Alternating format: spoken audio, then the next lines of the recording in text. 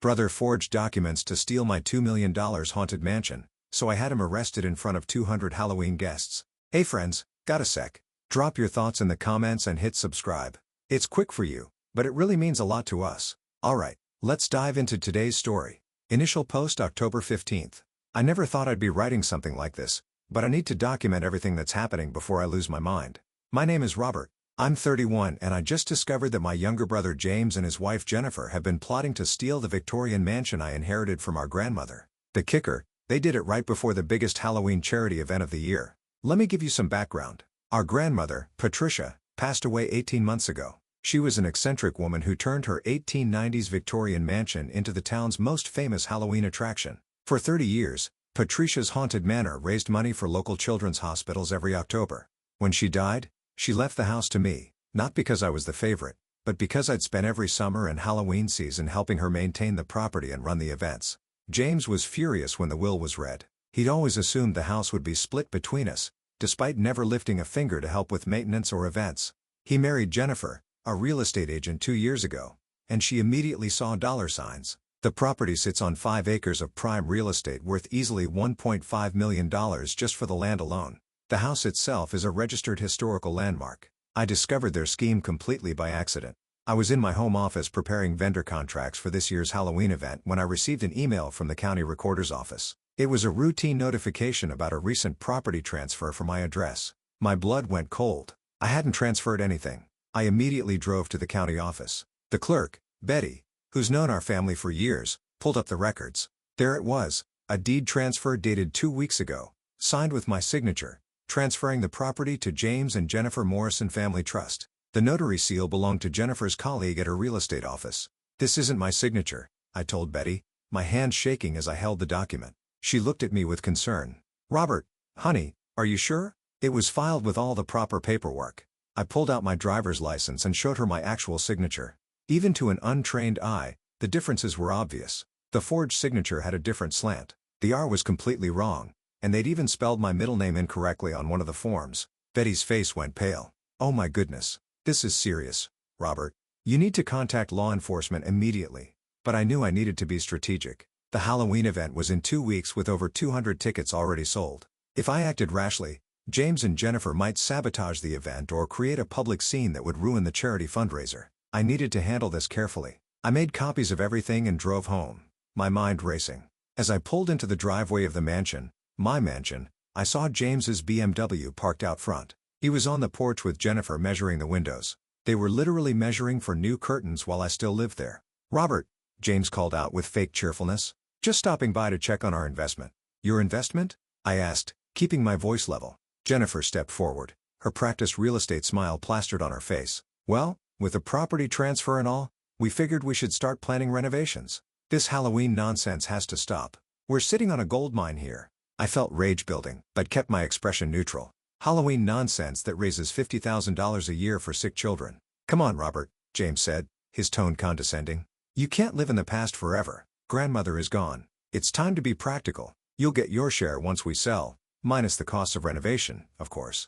Of course, I replied quietly. Well, I need to get back to planning the Halloween event. We'll talk after. They exchanged satisfied glances, clearly thinking I was accepting their theft. As they drove away, I stood on the porch of the house I'd loved since childhood. The house where I'd learned to repair vintage woodwork, where I'd helped grandmother hand sew hundreds of costumes, where I'd scared thousands of kids and adults in the name of charity. They weren't just stealing property. They were trying to destroy a legacy. That night, I called my friend Michael, who's a criminal attorney. After I explained the situation, he was silent for a long moment. Robert, this is major fraud, forgery, fraudulent transfer of property, conspiracy. Your brother and sister-in-law are looking at serious jail time if this is what it appears to be. What should I do? First, we need a forensic document examiner. I know someone excellent, Dr. Elizabeth Carter. She can prove the forgery scientifically. Second, we need to investigate whether Jennifer used her real estate connections to facilitate this. That's a violation of her professional license.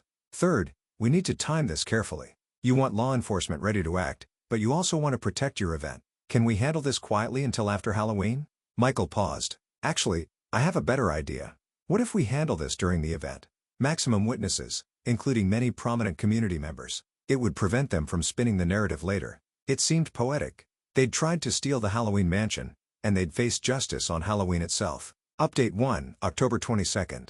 The past week has been a masterclass in keeping my composure while building a case. Dr. Elizabeth Carter, the forensic document examiner Michael recommended, has been incredible. We met at her lab, and she walked me through her analysis of the forged documents. Your brother made several critical mistakes, she explained, adjusting her microscope. First, look at the ink under UV light. The genuine signatures I provided glowed differently than the forgery. She explained that different pen inks have distinct chemical compositions that fuse uniquely under ultraviolet light. Second, the pressure patterns are all wrong. When you sign your name, you apply pressure-inconsistent patterns. The forger, likely your brother, based on comparison samples, has completely different pressure points. See here, she pointed to enlarged images. Your genuine signature shows heavy pressure on the downstrokes of the R&T. The forgery has uniform pressure throughout. Can you testify to this in court? I asked. Absolutely. I've testified in over 200 cases. This is one of the more obvious forgeries I've seen. They didn't even try to trace it properly. It looks like someone practiced your signature a few times and then just went for it. While Dr. Carter prepared her formal report, I hired a private investigator, Nathan, to dig into Jennifer's involvement. What he found was damning. Jennifer had used her access to the real estate office's systems to create fake documentation. She'd logged into the system after hours, all tracked by IT logs, and generated false paperwork. She'd even involved her colleague Dorothy, who notarized the documents without properly verifying identity. Nathan also discovered something interesting. James and Jennifer were heavily in debt. They'd bought their house at the peak of the market, had 2 luxury car payments, and Jennifer's real estate sales had been declining. They needed money desperately, and my inheritance was their target. I met with Detective Patricia Williams from the Economic Crimes Unit. She reviewed all the evidence with growing anger. People think white-collar crime is victimless, she said. But this is your home, your inheritance, your life they're trying to steal. We'll be ready to move when you give the word. Halloween night, I said during the charity event. They'll both be there. They've already RSVP'd, probably to scout their new property. Detective Williams smiled grimly. There's something poetic about that. We'll have officers in costume, blending with the crowd. When you give the signal, we'll move in. Meanwhile, I continued preparing for the event as if nothing was wrong. James and Jennifer stopped by several more times, growing bolder with each visit. Jennifer brought paint samples. James talked about subdividing the land for condos. They even had the audacity to ask me when I'd be moving out. Soon after Halloween, I told them, which seemed to satisfy their greed.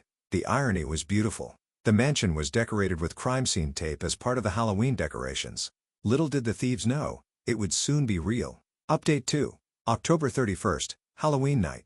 Tonight was perhaps the most surreal Halloween of my life. And considering I've been running a haunted house since I was 10, that's saying something. The evening started perfectly. The weather was crisp and clear with a full moon rising over the Victorian mansion. All 200 tickets had sold out, raising $65,000 for the Children's Hospital, our best year ever. Guests arrived in elaborate costumes, local politicians, business owners, and families who'd been attending for generations. James and Jennifer arrived at 8 p.m. fashionably late. Jennifer wore a designer witch costume that probably cost more than most people's rent. James was dressed as a vampire, which seemed fitting given his attempt to suck the life from our family legacy. Quite the turnout, James said, surveying the crowd with calculating eyes. Imagine what this place could generate as a venue space year-round. It already generates plenty, I replied. Just not the kind of profit you're interested in. They mingled with the crowd. Jennifer working the room like the real estate agent she was already networking for her imagined future. I watched them from the corner of my eye while greeting guests and managing volunteers. At 9 p.m., I took the microphone for the traditional toast to my grandmother's memory. The crowd gathered on the main floor of the mansion. Glasses of cider raised. Patricia Morrison believed in 2 things, I began. That every child deserves a chance at happiness, and that a good scare brings a community together. The crowd laughed and cheered. Tonight, we honor both beliefs, but we also need to address something important. I saw James and Jennifer exchange glances. As many of you know, this house has been in our family for 90 years. My grandmother turned it into something special. A place where fear becomes fun and generosity flourishes. However, some people see it only as real estate to be exploited. The crowd grew quiet. Jennifer's face had gone pale beneath her makeup. 2 weeks ago, someone forged my signature on documents attempting to steal this property. They thought they could destroy 30 years of tradition for profit. James stepped forward. Robert, what are you talking about? This isn't the place. Actually, it's the perfect place, I continued, because everyone here deserves to know who tried to rob sick children of $50,000 a year in charitable donations. I pulled out the UV light that Dr. Carter had given me, the same type used in forensic analysis.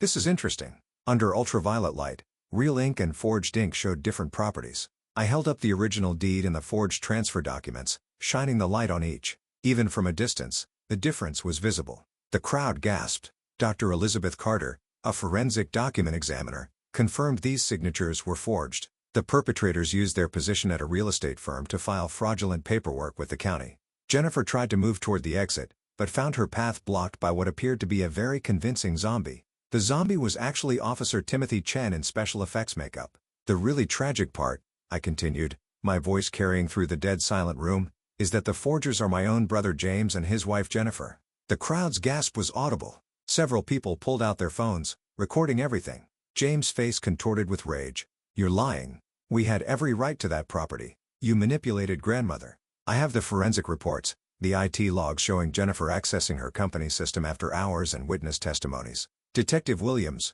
I think it's time. The zombie, 2 witches, and a remarkably authentic-looking Victorian ghost revealed badges. James Morrison, Jennifer Morrison, you're under arrest for forgery, fraud, and conspiracy to commit grand theft. The scene that followed was surreal, even by Halloween standards. Jennifer tried to run in her designer heels only to be caught by the Victorian ghost, Detective Williams herself. James attempted to bull his way through the crowd, but was stopped by the 2 witch officers. You can't do this, Jennifer screamed as they cuffed her. Do you know who I am? I'm on the real estate board. Not for long, Detective Williams replied as they were led out through the crowd of costumed guests, cameras flashing and recording.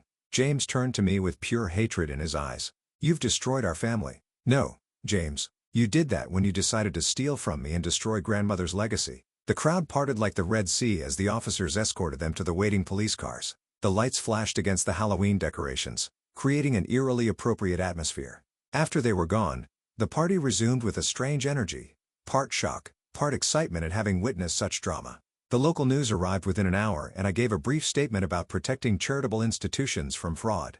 Charles, the president of the hospital board, approached me later. Robert, that was incredibly brave. We had no idea you were dealing with this while organizing our biggest fundraiser. The show must go on, I replied, channeling my grandmother's spirit. She wouldn't have wanted their greed to impact the children. By midnight, when the last guest left, we'd raised an additional $15,000 in sympathy donations. The Halloween heist had failed spectacularly. Update 3, November 15th. The past 2 weeks have been a whirlwind of legal proceedings and revelations.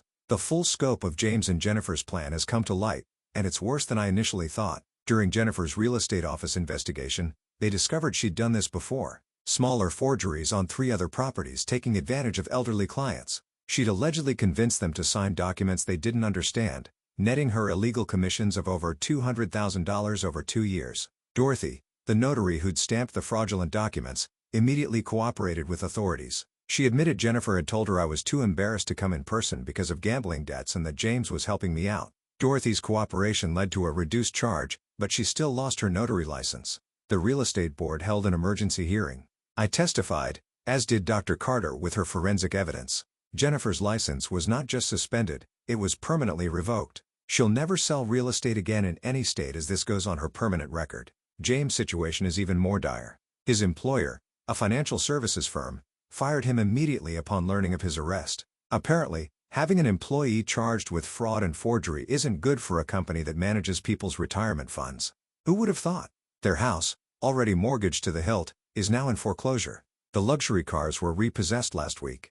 I actually felt a moment of pity watching the repo truck take away James' BMW, the same car he'd driven to my house while measuring for his imagined renovations. The district attorney, Brian Mitchell, called me yesterday with a plea deal offer. Your brother is willing to plead guilty to reduced charges in exchange for 18 months in prison and full restitution.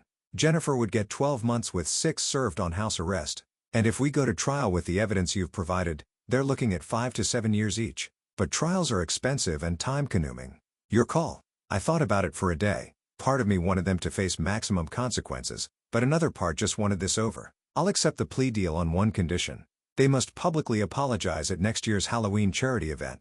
Brian laughed. That's cruel and unusual, but not illegal. I'll propose it. James' lawyer called me directly, begging me to reconsider the public apology. He'll do the time, pay the restitution, but the public humiliation. He tried to publicly humiliate me by stealing my house during a charity event. This is non-negotiable. The lawyer sighed. I'll convey your terms. Meanwhile, something beautiful has happened. The community has rallied around the Halloween mansion. Volunteers have come forward to help with year-round maintenance. Local businesses have offered sponsorships. The story going viral has actually turned Patricia's haunted manor into a tourist destination. A production company even reached out about filming a documentary about the house, my grandmother's legacy, and yes, the attempted Halloween heist. They're offering $100,000 for exclusive rights to the story. Your grandmother would find this hilarious, my Aunt Margaret told me over coffee. She always said James was too greedy for his own good. She knew exactly what she was doing when she left the house to you. You think she saw this coming? Margaret smiled. She left a sealed letter for you with her lawyer to be opened only if someone contested the will or tried to take the house. Have you read it? I hadn't even known about the letter. The lawyer, Joseph, delivered it that afternoon. My dearest Robert, if you're reading this, someone, probably James, has done something stupid about the house. Don't let them win. That house is more than property. It's a promise to this community that magic and generosity can coexist. You understand that you always have. Fight for it. Fight dirty if you have to. And when you win, and you will win, make the Halloween party bigger than ever. Charge them double at the door if they were on the wrong side. All my love and haunting regards, Grandmother Patricia. P.S. Check the basement wall behind the furnace. My final gift to you. Behind the furnace, I found a hidden safe I'd never known existed. Inside were original documents from the 1890s, photos of the house throughout its history, and $50,000 in cash with a note for legal fees if needed, or for the best damn Halloween party this town has ever seen. Even in death, Grandmother was still protecting the legacy. Final update. May 1st, 6 months later. 6 months have passed since the Halloween heist failed, and I wanted to give everyone a final update on how everything resolved. James reported to federal prison in January to serve his 18-month sentence. The minimum security facility is 3 hours away, and he's eligible for release in 12 months with good behavior. I've received 2 letters from him, not apologies, but requests for commissary money. I didn't respond. Jennifer's story is perhaps more pathetic. After serving 3 months in county jail, she's now on house arrest in her mother's apartment. The ankle monitor prevents her from coming within 500 feet of the mansion. She's working as a cashier at a grocery store, a far cry from her real estate glory days. Her Instagram, once full of luxury listings and designer outfits, has been deleted. The colleague who helped them, Dorothy, sent me a genuine apology letter and a $500 donation to the Children's Hospital. She's now working as a librarian and seems genuinely remorseful. I wrote back accepting her apology. But here's the amazing part. The mansion is thriving like never before. The documentary aired last month, bringing unprecedented attention to our Halloween charity tradition. The production company's payment plus grandmother's hidden gift allowed me to establish the Patricia Morrison Foundation for Childhood Joy. We've expanded beyond Halloween.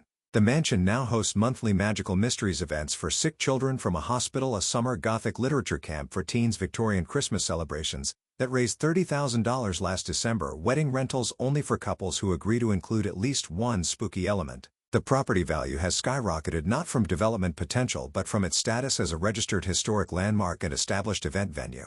A recent appraisal put the total value at $2 million, with the business generating $200,000 annually for charity after expenses. I hired 2 full-time staff members, Nancy, a retired theater director who manages events, and Kevin, a historian who gives tours and maintains the archives. The basement where grandmother hid her safe is being converted into a museum of the house's history. The best part, the community has fully embraced the mansion's expanded role. The mayor officially declared October 31st Patricia Morrison Day in honor of my grandmother. This year's Halloween event already has 500 ticket requests for only 300 spaces. As for family relationships, they're complicated.